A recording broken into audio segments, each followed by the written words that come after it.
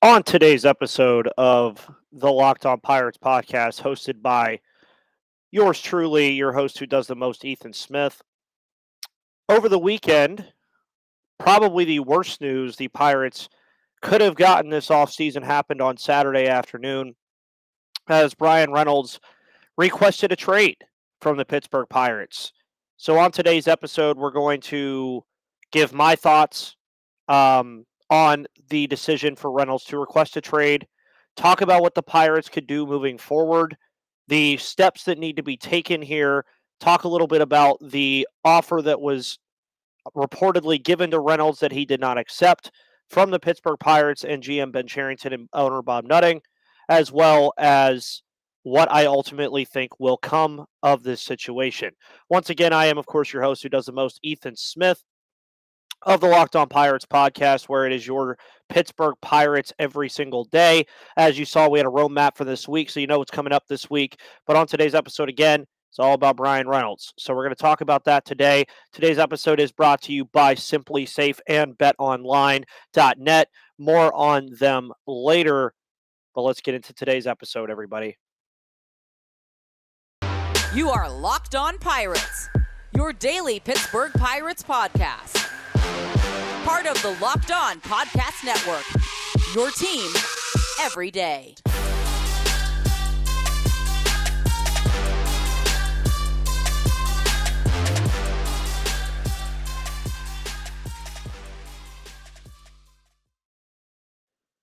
And welcome back to that Pirates podcast, everybody. I am, of course, your host who does the most, Ethan Smith. Again, I hope you guys are all having a phenomenal Monday. Of course, I was in Atlanta, Georgia yesterday for Steelers versus Falcons in that wonderful game.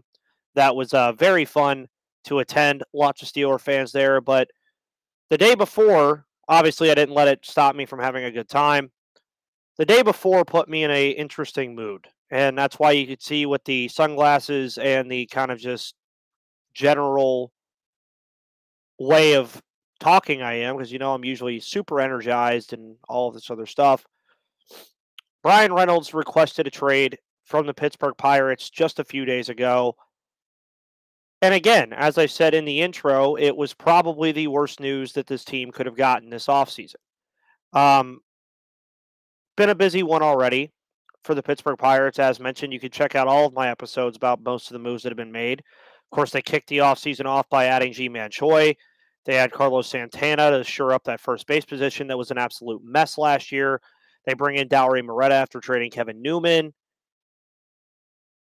Andy Rodriguez gets added to the 40-man. A couple guys get picked up via waivers to bring the roster down so they have open roster spots. This news sucks. I don't think there's any way to say it other than that this news for the Pittsburgh Pirates sucks. It does. Of course, more came out after the fact that the Pirates have stated they do not want to move on from Reynolds, but of course will do their due diligence. I mentioned that in a comment on Twitter earlier today and multiple times about the Pirates saying they don't want to move on from Reynolds, that the San Diego Padres and the Washington Nationals deal at the deadline that sent Juan Soto to San Diego, pretty similar. Juan Soto was not to be moved by the Washington Nationals, but they got an offer they could not refuse. And for Bryan Reynolds, the case is very interesting. Because you look at the general idea of him requesting a trade, you've seen the teams that are interested in the past couple of years in Reynolds. You've seen Miami be listed. You've seen the Guardians be listed. You've seen the Yankees. You've seen pretty much any team with pretty decent prospect capital be included in a possible Bryan Reynolds deal. They stood pat in 2021 when he had his best season as a professional baseball player and was an all-star, and not only an all-star, but a starter for the National League. They stood pat last year, despite another 100-loss season. He still has 3 years of team control. He's not a free agent until after the 2025 season. So I believe he is under contract with this team from now until the end of that point. So when you're talking about the trade idea, it gets very interesting because you're looking at a guy in Reynolds who's entering the prime of his career for the most part. Phenomenal defensive outfielder, hits the ball from both sides of the plate very well, and is overall just an all-star caliber player. Even last year, he struggled to begin the year, but he picked it up and had all-star numbers after the all-star break. So if you're the Pirates, where we've heard reportedly in the past that the asking price for Reynolds was too high, I don't think that changes. Because again, you're looking at a guy who has 3 years of team control at minimum, who has already been in an all-star game, been a Gold Glove finalist, and is going to be a really good baseball player no matter where he plays. By team, I mean, not position. So, again, this is the thing that I think bothered me so far the most was saying that it's not the Pirates' fault. It wasn't their fault. But if you look at the tenure and the time that Bryan Reynolds has been on this team, you have the 2019 season where he was just making his debut.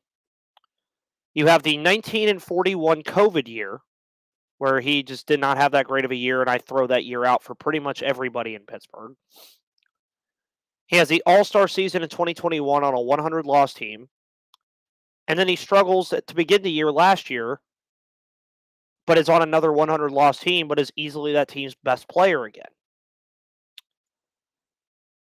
So, for a player of his caliber and his level, this came as a shock to me. In a sense. Because he can be the leader of this team. Yes. But on the flip side of it, it didn't come as a shock to me. Because what has this team done during his time here, since he was traded here for Andrew McCutchen, to warrant wanting to play here? The answer is not much. And we were jumping for jubilation last year when they bought out his arbitration years. All well and dandy. Bryan Reynolds is not a $7 million player. He's a $15 million player, at least. You can even make the argument that he can make 3 years, $60 million somewhere. And we'll get a little bit more into the contract negotiation after our first break, but the Pirates are never going to get back to a contention window if they don't try to keep their best players. And that's kind of what's going on here with Reynolds. He is their best player for the most part in all facets of the game. If he leaves, albeit the offer will probably be good, how far does it take the Pirates back again to be a contending team? We'll touch on that a little bit more here in a moment, especially the negotiations that went on between the Pirates and Bryan Reynolds per some reports. Today's episode, though, is brought to you by the wonderful people over at BetOnline. Of course, BetOnline is exactly where the game starts. And I used BetOnline yesterday to bet on the Pittsburgh Steelers to defeat the Atlanta Falcons. Just took the money line. Didn't make a lot of money, but won my bet anyway. You can do the same at BetOnline.net this weekend with the Steelers and Ravens this upcoming Sunday. BetOnline.net is your number one source for sports betting info, stats, news, and analysis. Get the latest odds and trends for every professional and amateur league out there. From football to basketball to soccer and esports, we've got it all for you at BetOnline.net. And if you love sports podcasts, you can find those at BetOnline as well. They're the fastest and easiest way to get your betting fix. So head to the website today or use your mobile device to learn more about the trends and action happening today, again, in football, in the NBA, in the NHL. The World Cup is still going on despite the United States getting knocked out this weekend. Got the college football playoff at the end of the month. There's tons of things to be betting on over at BetOnline. And remember, BetOnline is where the game starts.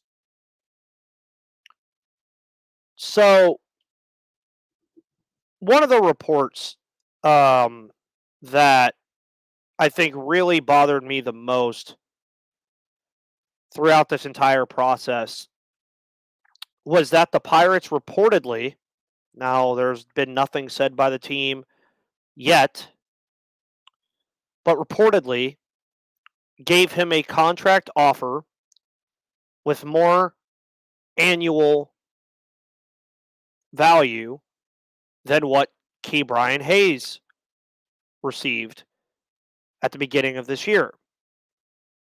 Of course, if you remember, Bryan Hayes got the biggest contract in Pittsburgh Pirates history this year at 8 years, $70 million. The previous was 7 years, $60 million.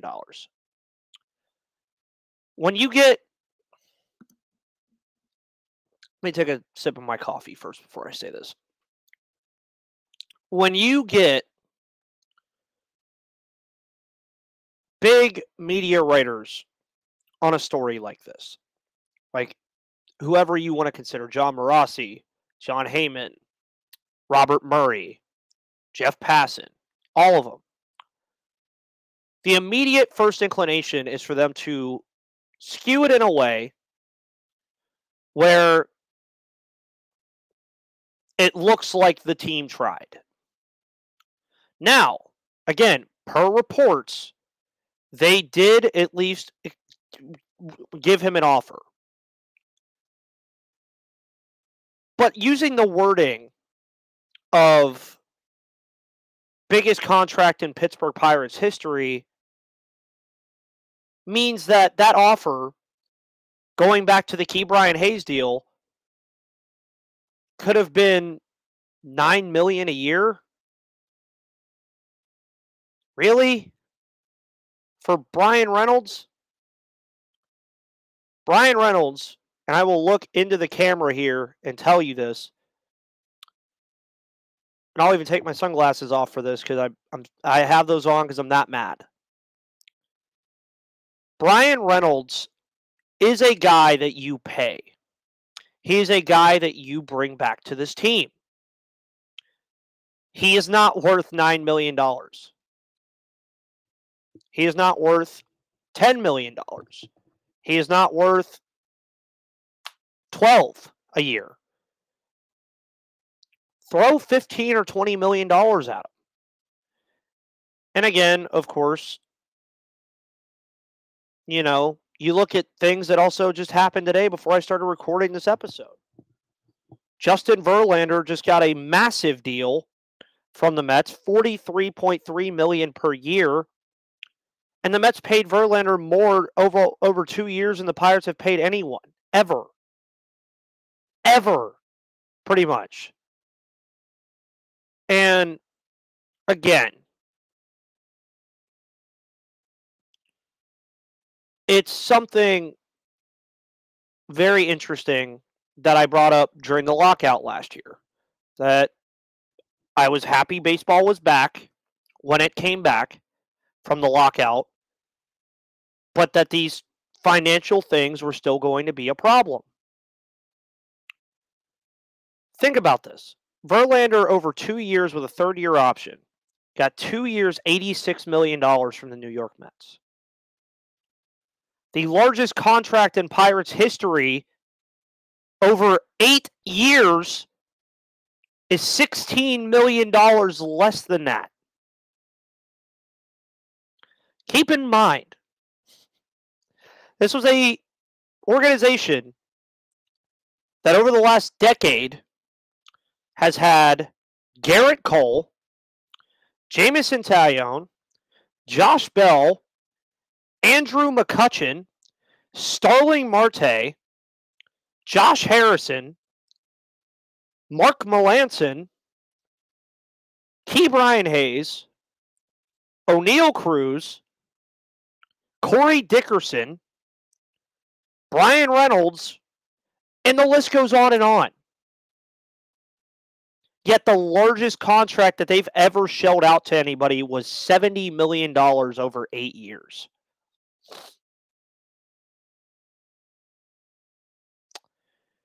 That's where I think my frustration kicks in, is the way that it was reported was trying to make the Pirates look like the good guys here. When in actuality, as I said earlier, they have given Bryan Reynolds no reason whatsoever to want to stay here.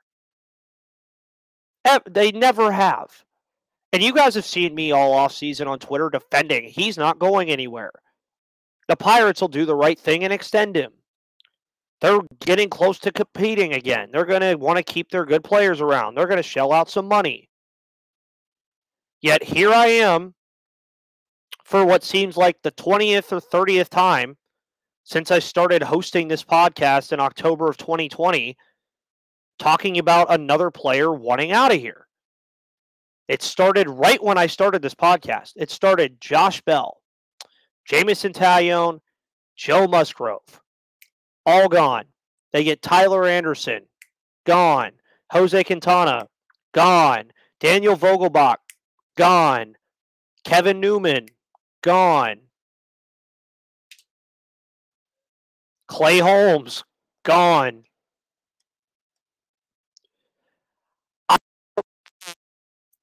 My listeners, I don't blame Pirates fans, and I don't blame myself for being upset about this anymore. Because it's ridiculous. It really is. But again, if we're going to be mad at anybody here, do not be mad at Bryan Reynolds. We have watched him play phenomenal baseball for the most part over the last 3 years. He was the guy everybody was supposed to hate when he got here because he's what we received back for the last franchise centerpiece that we had on this team in Andrew McCutchen. Now we sit here, I sit here, and you're listening to me say this. Now we sit here where it's become almost a freaking fight between people on if ownership did the right thing or if Reynolds is doing the right thing or if they're both doing the wrong thing. So that begs the question, what do the Pirates do from here? And we'll get into that in just a moment, but I want to let you guys know about the wonderful people over at Simply Safe. At Locked On Pirates, we believe home should be where you and your family feel safest, especially over the holidays. This season, give yourself and your family the gift of peace and protection with the #1 rated home security system, Simply Safe. And right now, Simply Safe is offering Locked On Pirates listeners 40% off a new security system. But don't put this off. Here's why I love it. Simply Safe was named the best home security system of 2022 by U.S. News and World Report, a third year in a row. In an emergency, 24/7 professional monitoring agents use Fast Protect technology exclusively from Simply Safe to capture critical evidence and verify the threat is real so you can get higher priority police response. Simply Safe is whole home security with advanced sensors for every room, window, and door. HD security cameras for inside and out with smarter ways to detect motion that alert you only when a threat is real. And even hazard sensors that detect fires, floods, and other threats to your home. 24/7 professional monitoring service costs under $1 per day. With the top-rated Simply Safe app, stay in complete control of your system. Arm or disarm, unlock for guests, access your cameras, or adjust system settings anytime, anywhere with the Simply Safe app. Don't miss your chance to save big on my favorite security system out there. Get 40% off any new Simply Safe system at simplysafe.com/LockedOnMLB today. That's simplysafe.com/LockedOnMLB. There's no place like Simply Safe. So, what do the Pirates do from here? Well, for starters, they don't have to do anything. They don't have to trade Reynolds. They have already come out and said They want him here in 2023, at least.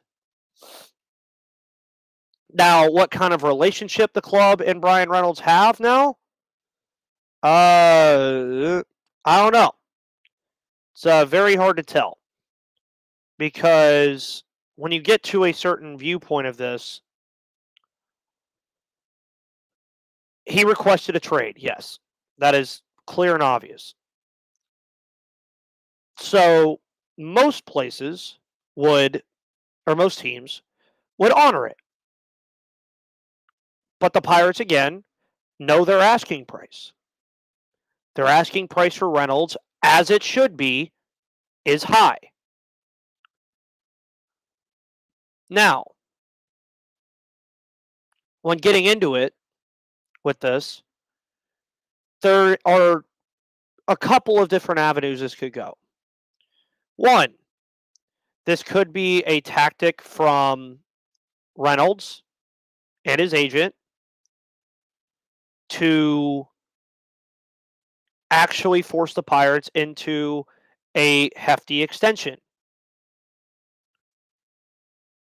Or they do trade him and try to find the best offer, or his value drops and you trade him for an offer that is not what you want for him. So what is the most likely option here? At the heart of it, I don't know. It's very hard to know what the thought process of this team is right now with winter meetings going on. I'm sure we'll continually hear about Bryan Reynolds news and who is available or who's going to be in the sweepstakes for him. But again, the Pirates are not forced to move him. If they do, as mentioned before, they have to hit a home run on this deal. Because if they do not, I told people 2025 was the year to look to for this team to be not only a contender, but possibly a sure-in playoff team. 2023 was going to be the year you're going to start seeing some of that take a step. 2024 was going to be when they compete for a wild card. 2025 was going to be a possible NL Central pennant year. If they find a way to mess up a Bryan Reynolds trade, this will set the team back quite far. It really will. And I've seen some of these mock trades already about Bryan Reynolds. And I'll be honest with you, some of them look pretty good. Some of them, albeit unrealistic, look really good. But does anybody truly know what a realistic offer for Reynolds is? As mentioned earlier, he is a guy who has been an all-star starter in the National League, in a league that has Mookie Betts, Bryce Harper, and Nicholas Castellanos, and and Ronald Acuna and Juan Soto. And he was a starter in the outfield in 2021. He was a Gold Glove finalist, Silver Slugger finalist. And he has 3 years of control. Does anybody truly know what a realistic offer for Reynolds is? No. But something I do know in a realistic thought process, and this is what the Pirates need to do moving forward here, figure out if you're keeping him or not. Because you're not going to want to keep a disgruntled player around because it's just going to ruin the players and the clubhouse as a whole. Figure out if you want to try to salvage this relationship first. If you do everything in your power to do it. If you don't, trade him. 2, if you do trade him, do not accept the first offer you get. Let the offers pile up, let a bidding war start, and let somebody overpay you for one of the best outfielders in baseball. Let that happen for once. Create a bidding war where you're getting MLB-ready talent or AAA prospects from another farm system that are going to be good for you immediately. And 3, Don't let this happen again. Do not let this happen again with this team. Because I already saw it and I don't want it to happen. Do not let this same thing happen to O'Neal Cruz. Do not let the same thing happen to Mitch Keller, Roansy Contreras, Endy Rodriguez, Henry Davis. This team has too much talent to piss it away because they don't want to throw some money at a all-star outfielder and arguably a top 10 outfielder in baseball when he's at his best. But they've put themselves in this situation on their own. So we'll see what happens over the next couple of days or weeks with winter meetings. But it's a busy week.